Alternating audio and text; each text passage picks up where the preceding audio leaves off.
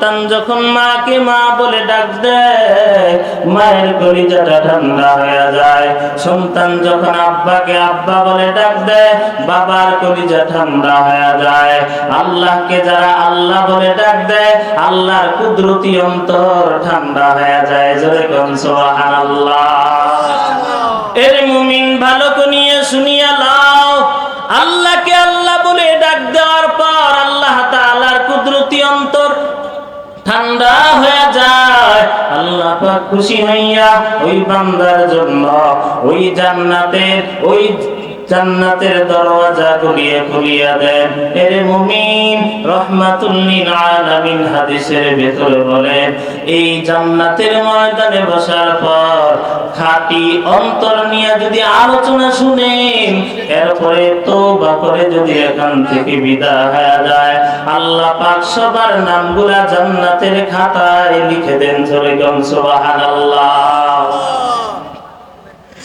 বরিশাল উজানুর জমিনে ঘুমন্ত নিয়ে কামেল আল্লাহর ওলি যেখানে যাইতেন, বয়ান শুরু করার আগে বলতেন, ও বাবারা, দুনিয়ার হাজার ব্যস্ততাকে উপেক্ষা করিয়া, বহু কষ্ট করিয়া এই জান্নাতের ময়দানে আসো, দিলটাকে নরম বানায়া দাও, নিয়তটাকে সহি বানাইয়া নাও।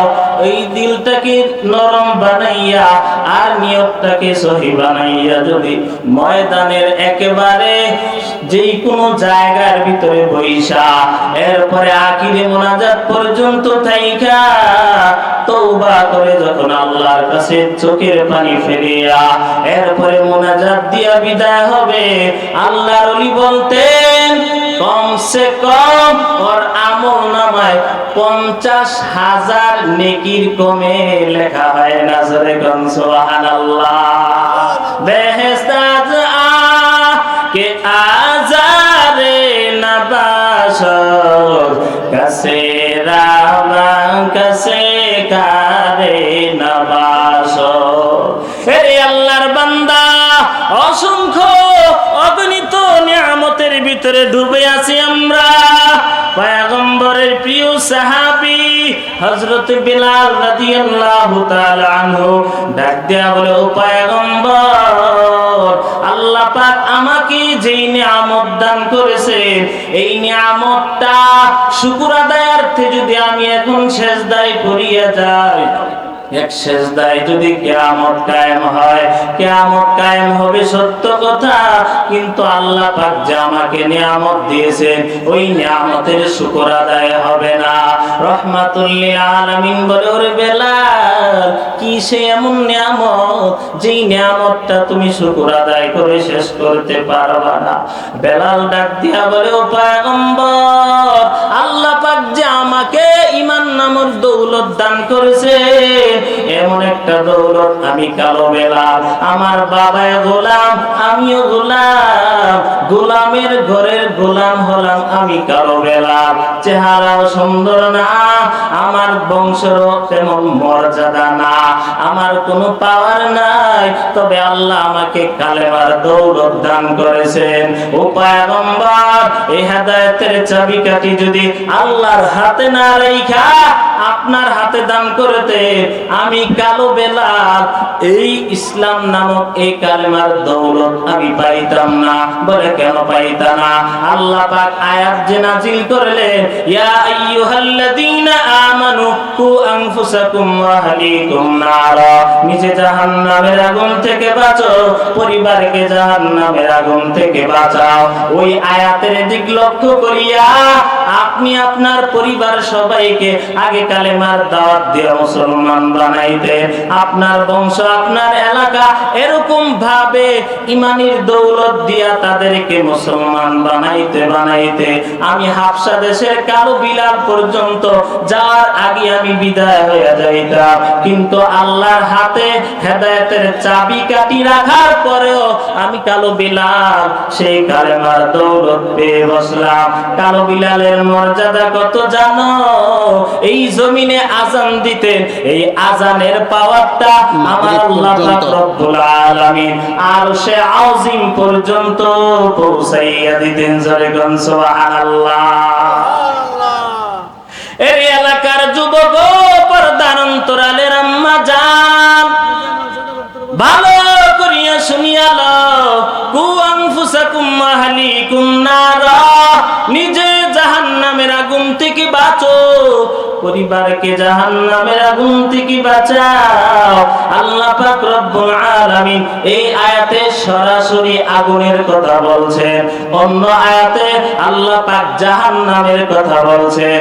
এখানে সরাসরি নারুন শব্দের অর্থ আগুন, এই আগুনের কথা আল্লাহ পাক কেন বললেন বুঝাবার জন্য বলি। আমাদেরকে মানুষ জাহান্নামের ভয় দেখায়, আমাদের ভিতরে ভয়টা ঢোকে না কেন? সন্তান হাজারো ব্যস্ততার ভিতরে কর্ম করিয়া ঘরের ভিতরে ঘুমায়, মা ডাক দেয়া বলে, ওর সন্তান মসজিদে আজান হয়ে গেল, যাও বাবা যাও, ফজরের নামাজটুকু জামাতে পড়ে আসো। ঘুম থেকে জাগানোর পরে সন্তান উঠতে চায় না, আবার ঘুমায় পড়ে, বাবা ডাকে আবার ঘুমায় পড়ে। বাবা ডাক দেয়া বলে, ওর সন্তান তুমি যদি ঘুম থেকে জাগ্রত না হইয়া নামাজ না পড়ো, জাহান্নামের আগুনে তুমি জ্বলবা। বারবার জাহান্নামের কথা বলে সন্তানের দিলের ভিতর একটু ভয় ঢোকে না। এর মুমিন ভালো করিয়া শুনিয়া লাও, সন্তান হাজারো ব্যস্ততার পরে বাসায় ঢুকলো, বাসার ভিতর আগুন লাগলো, আগুন লাগার পরে মা ডাকে, ওরে সন্তান যাক, আগুন লেগে গেছে, পুড়ে মারা যাবে। বাবা ডাকতেছে, সন্তান ভালো করিয়া জাগো, আগুনে লাগছে, আগুনে জ্বলে পড়ে হইয়া যাইবা। সন্তান ঘুমায়, আগুন চতুর্পাশে ছড়াইতেছে। মা বাবা দুজনে সিদ্ধান্ত নিল, এখন সন্তান ঘুমানোর আর সুযোগ নাই, সে ঘুমায়া থাকলো আর ডাকা যাবে না। একটা লাথি দিয়া ওই দরজাটা ভেঙ্গে চুরমার করিয়া একজনের সন্তানের হাতে আরেকজনের সন্তানের পায়ে ধরিয়া এরপরে ঘর থেকে বের করে, জোরে বলেন ঠিক কিনা? কেন?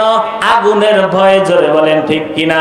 তখন মা বাবা বলে না, যাও বাবা ঘুমাও, এখন আগুনে তোমাকে ধরবে না, এই কথা কেউ বলে না, কারণ আগুনকে বড় ভয় পায়। আরে মুমিন, আল্লাহ পাক রব্বুল আলামিন এই আয়াতে সরাসরি আগুনের কথা বলেছে যেন মানুষের ভিতরে ভয়টা ঢুকে। এই জন্য আল্লাহ বলেন, কু আনফুসাকুম ওয়া আহলিকুম নারা, নিজে জাহান্নামের আগুন থেকে বাঁচো, পরিবারকেও জাহান্নামের আগুন থেকে বাঁচাও। ও হাজী সাহেব, আপনি হজ করে নামাজ আদায় করলে হবে না। হাজী সাহেব, আপনার ছেলের খবরটা নেন, আপনার ছেলে নামাজ পড়ে কিনা, আপনার ছেলে পর্দা করে কিনা, আপনার মেয়েটা পর্দায় থাকে কিনা। ও হাজী সাহেব, আপনার ছেলে কোথায় ঘুরে, কোথায় সময় দেয়, মাহফিলে সময় দেয় না ওই গানের মঞ্চে সময় দেয়, এই দায়িত্বটা হাজী সাহেব আপনার পুরা করতে হবে। জোরে বলেন ঠিক কিনা? জোরে বলেন ঠিক নি? নিজে আমল করেন, পরিবারকে আমল করার সুযোগ করে দেন। ও উলামায়ে কেরাম, নিজে জাহান্নামের আগুন থেকে বাঁচো, পরিবারকেও জাহান্নামের আগুন থেকে বাঁচাও, উম্মতকেও জাহান্নামের আগুন থেকে বাঁচাও। জোরে বলেন ঠিক কিনা? এই যে এখানে উলামা ঐক্য পরিষদের মাহফিল, এখানে তো মাহফিল হওয়ার কথা ছিল না, যেই কোনো কারণে মাহফিল দিতে বাধ্য হয়েছে। কেন? একমাত্র উদ্দেশ্য জাহান্নামের আগুন থেকে বাঁচার জন্য। জোরে বলেন ঠিক কিনা? না কোন আর উদ্দেশ্য আছে? জোরে বলেন, উদ্দেশ্য আসেনি? আর কোন উদ্দেশ্য নাই, সবাইকে জাহান্নামের আগুন থেকে বাঁচানোটাই হইল উলামা ঐক্য পরিষদের প্রথম টার্গেট। জোরে বলেন ঠিক কিনা? আমাদের এখন ইমানের হালাতটা এমন পর্যায়ে চলে গেছে, হাত দিয়া বাধা দেওয়ার ক্ষমতা আমাদের নাই, জবান দিয়েও বলা যায় না, কারণ কোন সময় জঙ্গির মামলা দিয়া জেলখানে ঢুকায় দেয় বলা যায় না। জোরে বলেন ঠিক কিনা? তবে সমস্ত উলামায়ে কেরাম একমত, হকের কথা বলেই যাবে। যতই আমাদের ফাঁসির ভয় দেখায়, যতই আমাদের জেলের ভয় দেখায়, যতই আমাদের আকাবেরদের মতো যতই আমাদের ভয় দেখায়, আমরা আকাবেরদের মতো কেউ ভয় পাবো না। উলামায়ে কেরাম উম্মতের জিম্মা মাথায় নিয়েছে, একেবারে মরণ পর্যন্ত শরীরে এক ফোঁটা রক্ত থাকা পর্যন্ত হকের কথা বলেই যাবে। এটাই উলামায়ে কেরামের শপথ। জোরে বলেন ঠিক কিনা? জোরে বলেন ঠিক নি? এটাই আমাদের উদ্দেশ্য, খাস কথা, কোনো বেজাল বোজাল নাই। কারণ আমি দূরের কেউ না, আমি আপনাদের এলাকার সন্তান, এখানেই বড় হয়েছে, এই মাদ্রাসায় লেখাপড়া শেষ করে তারপরে বিভিন্ন জায়গায় খেদমত করতেছি, এখানে বুক খুলে কথা বলতে পারবো না, তো আমি কি চিটাং যেয়ে কথা বলবো? কেউ ঠিক নি কথাটা? বুঝেননি আমার কথাটা? কারণ আমার একটা জিম্মাদারি আছে, কারণ আমার লেখাপড়ার ভিতরে আপনার একটা অবদান আছে। বলে কি অবদান? আমি তো এই রহমতপুর মাদ্রাসা থেকেই দাওরা কমপ্লিট করেছি, এই মাদ্রাসা আপনাদের অনুদানেই চলে। জোরে বলেন ঠিক নি? সেই অনুদানের টাকা দিয়ে আমি আলেম হয়েছি, আমাকে আলেম বানাইলেন, তো আমারও তো একটা দায়িত্ব আছে।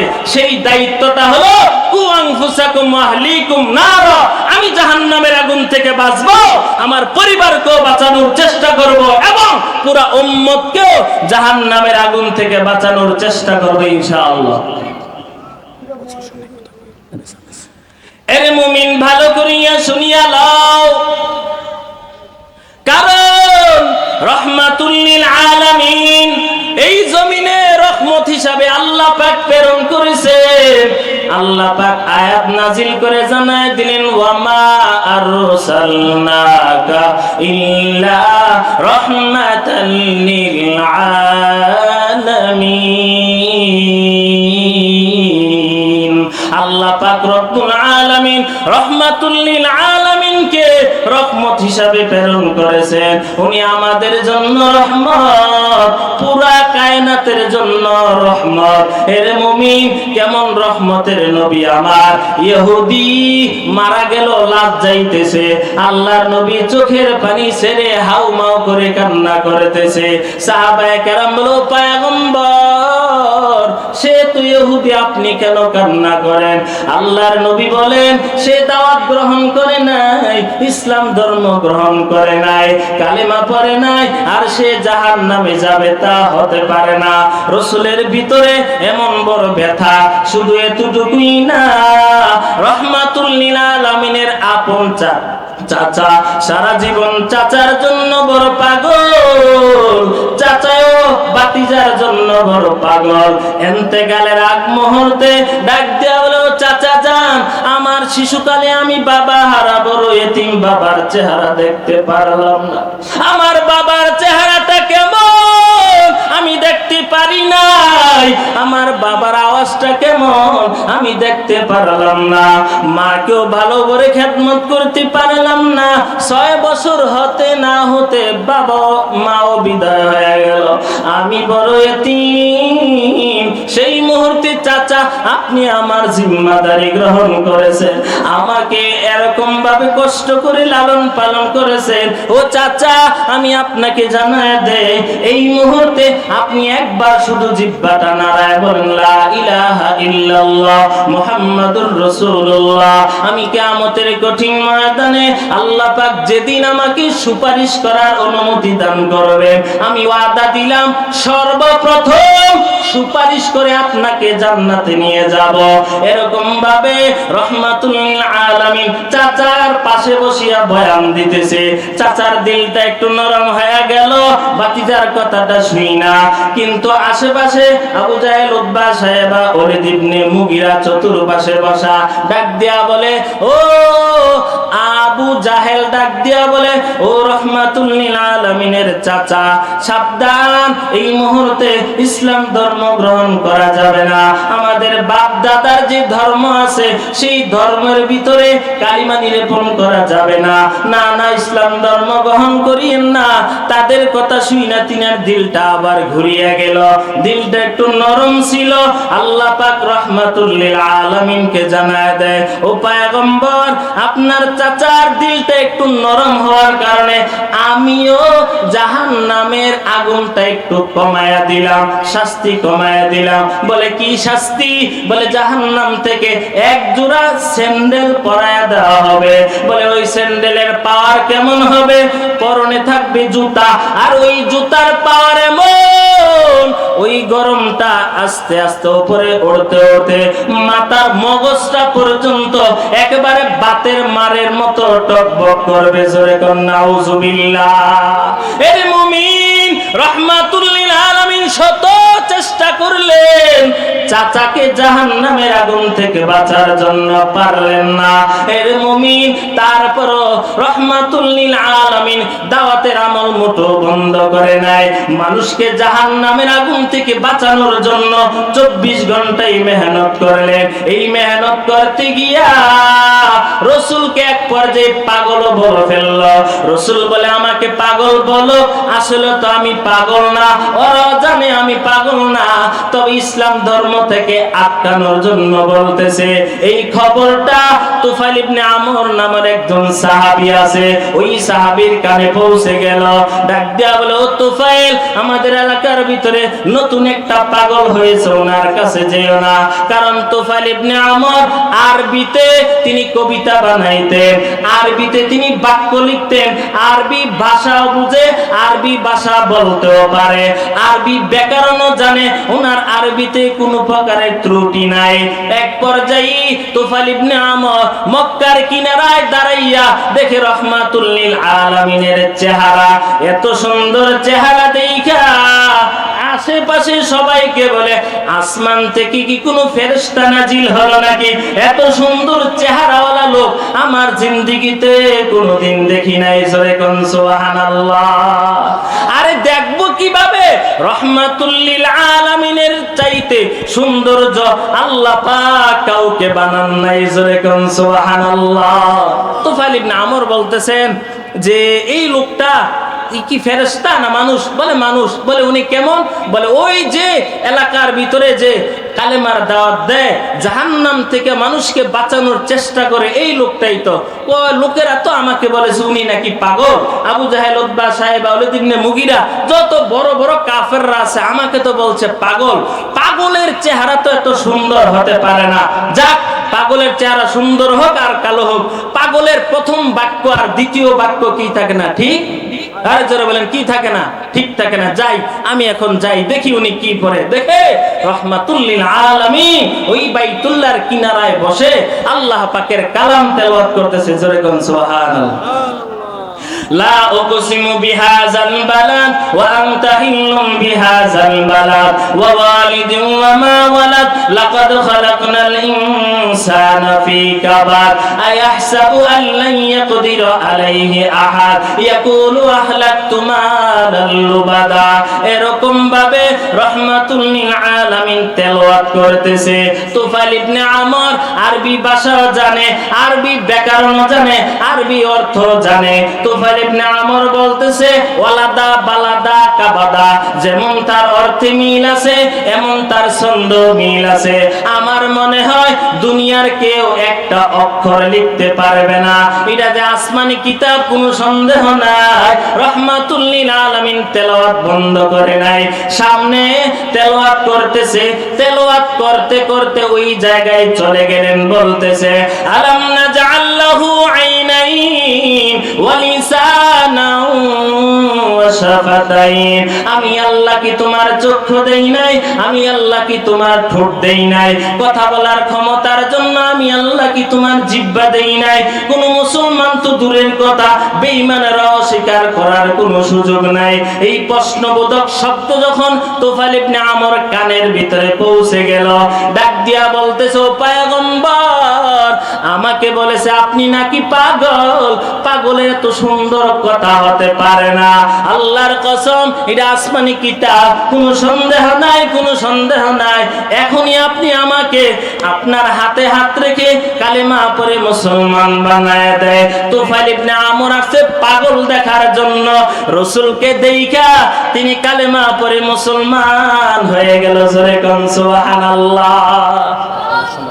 আরো জোরে বলেন সুবহানাল্লাহ। তো রাসূল সাল্লাল্লাহু আলাইহি ওয়াসাল্লাম পুরা জিন্দেগিটাই মানুষকে জাহান্নামের আগুন থেকে বাঁচানোর কি করেছে? চেষ্টা করেছে। জোরে বলেন ঠিক নি? আরে ঠিক কি না? আমরাও শতবার চেষ্টা করে যাব মানুষকে জাহান্নামের আগুন থেকে বাঁচানোর জন্য। জোরে বলেন ঠিক নি? না গালি দিব কাউকে?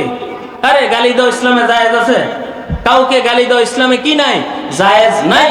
কিন্তু কাউকে বন্ধু বানানো হাজারবার জায়েজ। আমরা সবাইকে বন্ধু বানাইয়া জাহান্নাম থেকে, জাহান্নামের আগুন থেকে বাঁচানোর চেষ্টা করব। আল্লাহ পাক রব্বুল আলামিন আজকের আলোচনা, আপনাদের এই কষ্টের মেহনত, আপনাদের বসাকে দিনের জন্য কবুল করে। জোরে বলেন আমিন। ওয়া আখিরি দাওয়ানা আলহামদুলিল্লাহি রাব্বিল আলামিন। আসসালামু আলাইকুম ওয়া রাহমাতুল্লাহি ওয়া বারাকাতুহু।